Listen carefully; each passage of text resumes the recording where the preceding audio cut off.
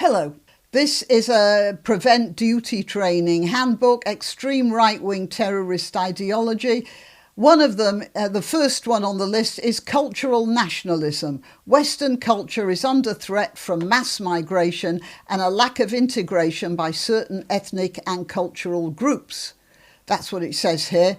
And then it goes to even more extremes: white ethno-nationalism, mass migration from the non-white world. Now they're bringing in a racial element to this, a threat to the white race. And then there's white supremacism, which is full-on sort of Nazi-type ideology. The white race is biologically, culturally and spiritually superior to all other races. Yeah, I don't know how many people actually think that. I do know there are quite a few who think this. Western culture is under a threat from mass migration. So we're all going to end up as candidates for Prevent. Now, at the moment, if you are referred to the Prevent programme, you don't get any record about it. It's not like being arrested or getting a police caution or anything like that.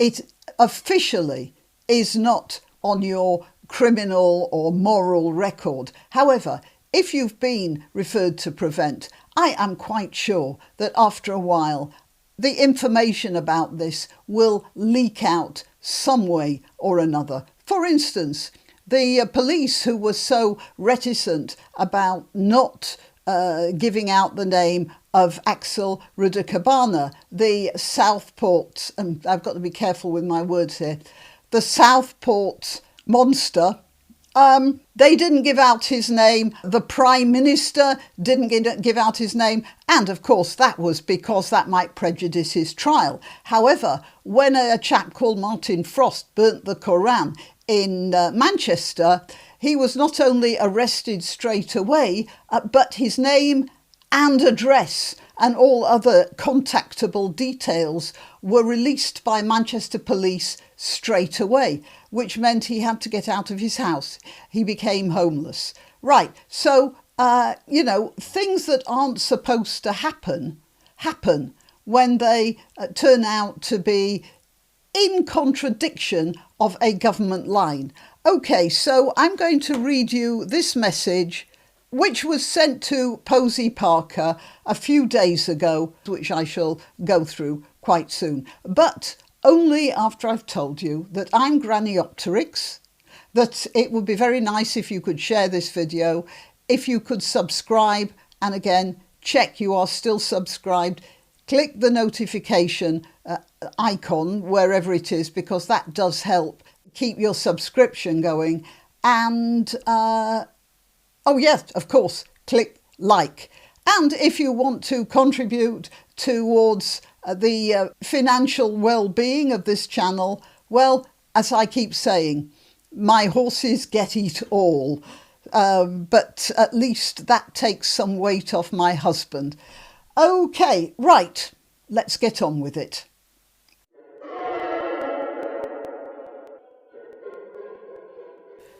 So this is the letter. Hi, Kelly J. I work in a school. There are two girls, 10 years old, in a class who have been wearing hijabs for years. I mean, let's start off with that. Covering up a girl's head when she's 10, or for years. So it means from, maybe like 7 or 8.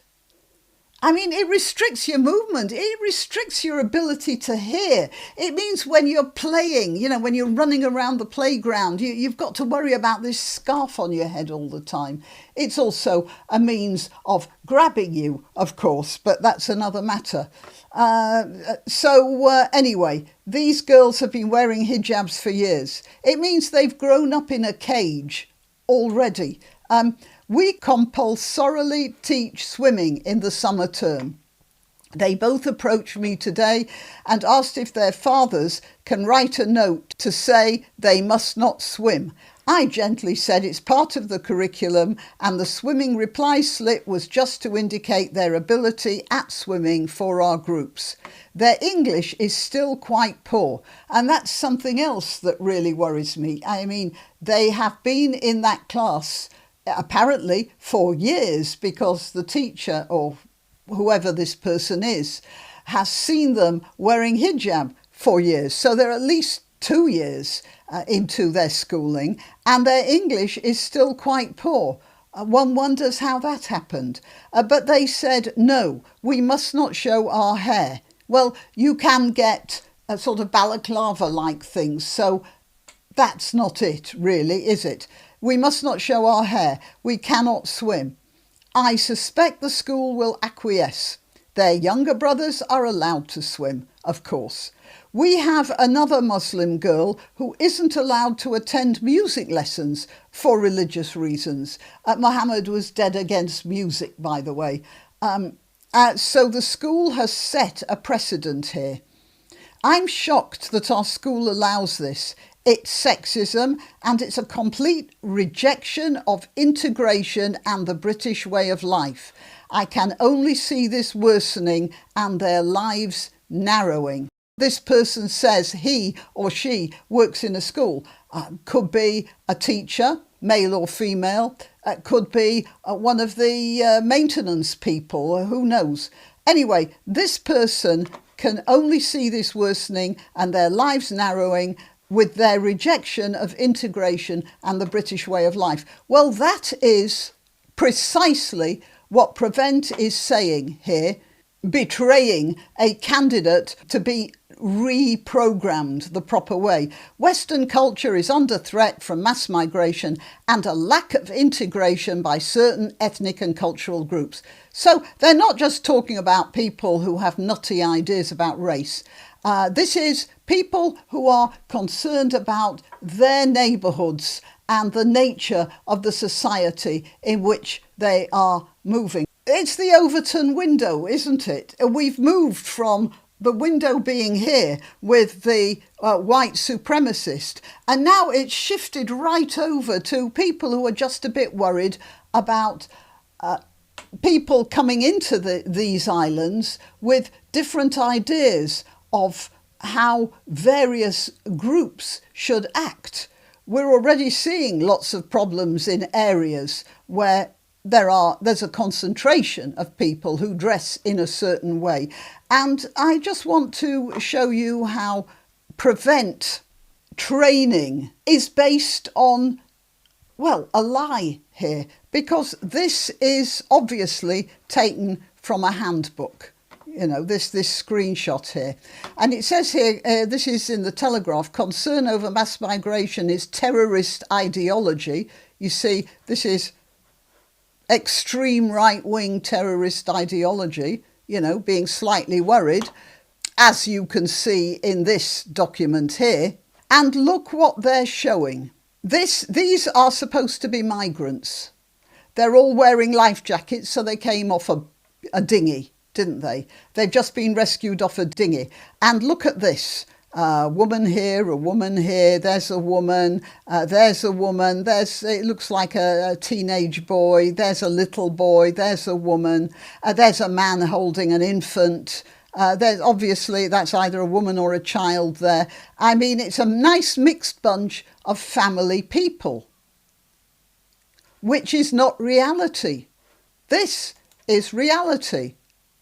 These are people who've just been, it says here, they're brought to Dungeness in Kent on board the RNLI Dungeness lifeboat, following a small boat incident in the Channel on Tuesday, May the 17th. It's these people.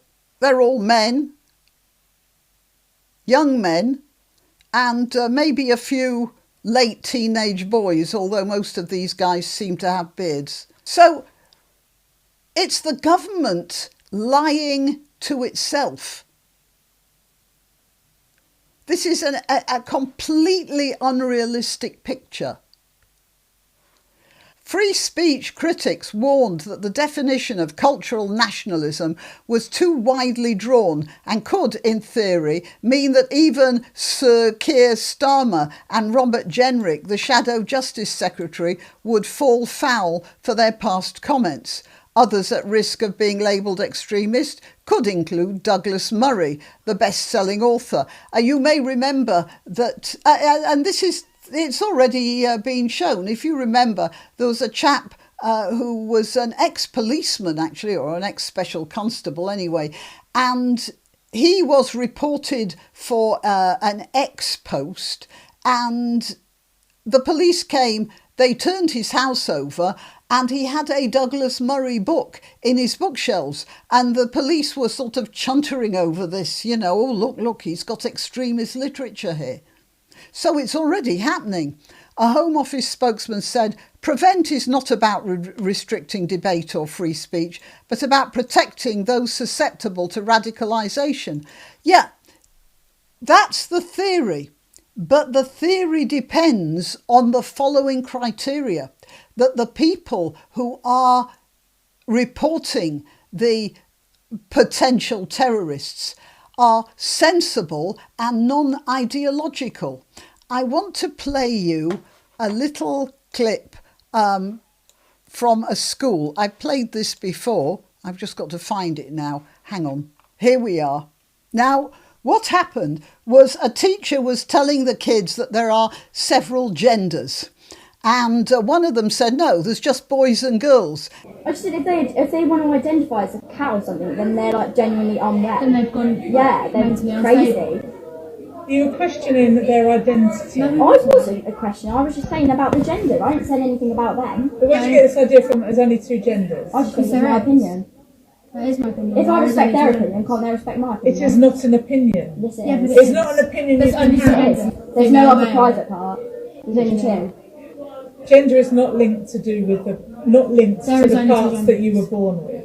Gender is about how you identify, which is what I said right from the very beginning of the I just don't lesson. agree with that. So why should I have to listen to it? I don't agree with? Biological sex, there is actually three biological sexes, because you can be born intersex. You can be born with male and female. male and female body parts. It's extremely rare, and as much research as I've done in that, only one of those apparent body parts actually works, and in most cases neither of them works, so they're not both. The teacher is, now this goes on for a while, I'm not going to pain you with the entire conversation, but it ends about how you identify. How you identify. It's not an opinion that we express in this school. It is. No, it's not. And if you don't like it, you need to go to a different school. Continue to Miss Willis. There you are. Right. That's it. She can't win the argument, so she's going to, report the kids. Now, this teacher here will definitely be the sort of person who would refer those girls to Prevent, because that's her ideology. You see, when you're asking for teachers to report kids that are potential terrorists, you are relying on the teacher being reasonably sensible, non-ideological. There's somebody at the door. Sorry. I don't know whether you could hear the dog barking. The postman always gives the dog a treat. And so the dog gets very, very excited when the post arrives. Okay, right. So you're relying on the teacher being reasonably sensible, being not ideologically driven, and being reasonably intelligent.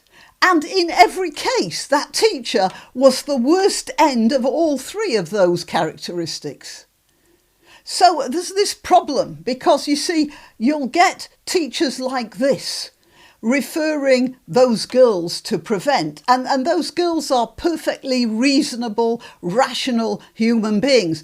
And that clogs up the system for somebody who is, well, really a danger.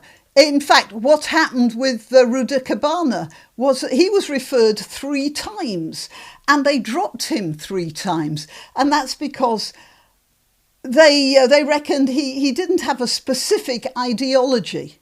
They were looking for religious craziness. But Also, they were probably very busy, dealing with this sort of thing. Sent by, well, look, this teacher here, I'm reporting you to Miss Willis. She's already clogging up the system by reporting these girls for their opinions to maybe the principal. And the overworked principal will just say, oh, for God's sake, send this to Prevent and get this out of my hair. And that's how the system fails. Now, how you deal with that, well, I don't know. Because you're always going to get total clots like this teacher here, who shouldn't be anywhere near a school. So what they've done is they've come up with this idea of cultural nationalism, which is basically the sort of category that teacher would have been sending those kids to Prevent for. And it's very, very broad. Or indeed the Keir Starmer, who stole one of Enoch Powell's speeches by talking about the possibility of a nation of strangers. Well, that's Prevent straight away. And most of the time, the people who get reported to Prevent are kids. They're either reported by their teachers or healthcare workers, but it's teachers who are probably doing most damage in that respect. And as I say, although being in the Prevent programme isn't officially on your record, I do not believe that it will never come out. Prevent's official refresher awareness course, hosted on Gov UK, states that cultural nationalism is one of the most common subcategories of extreme right-wing terrorist ideologies. So you see, those kids probably would be considered extreme if the teacher referred them. In a letter to Miss Cooper, Lord Young said this was a matter of serious concern. He said, while not defined in law nor subject to statutory constraint, the definition in the training course expands the scope of suspicion to include individuals whose views are entirely lawful but politically controversial. Now that cultural nationalism has been classified as a subcategory of extreme right-wing terrorist ideology, even mainstream right-of-centre beliefs risks being treated as ideologically suspect. And so, you see, this is one way where the government could actually restrict the ability of Reform, the new political party, to get itself elected, because once they start saying that this is a subcategory of extreme right-wing terrorist ideology, that opens the door just a little bit to arrests. It's a very dangerous situation. But even more than that, you can see here that the government is lying to itself.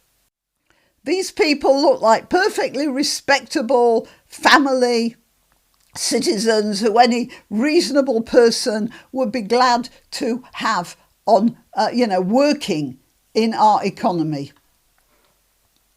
At least you can make that argument. Not these.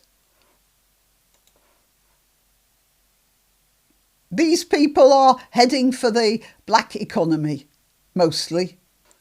But this is the lie that the government is trying to tell itself to justify its attitudes. OK, well, that's the clear and present danger that our legal system is heading for. OK, till next time. You can help my channel by subscribing and clicking the notification bell. That's quite important. And by sharing if you're so inclined. Links to my other channels and to donation methods are in the description. But the best way you can help is simply by clicking like and notify. Thank you.